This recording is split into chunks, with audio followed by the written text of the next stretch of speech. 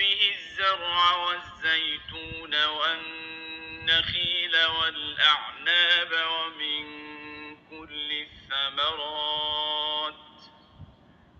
إن في ذلك لآية لقوم يتفكرون وسخر لكم الليل والنهار والشمس والقمر والنجوم مسخرات بأمره إن في ذلك لآيات لقوم يعقلون وما ذرأ لكم في الأرض مختلفا ألوانه إن في ذلك لآية لقوم يذكرون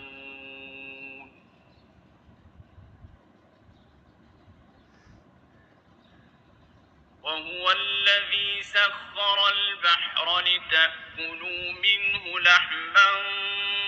طريا وتستخرجوا منه حلية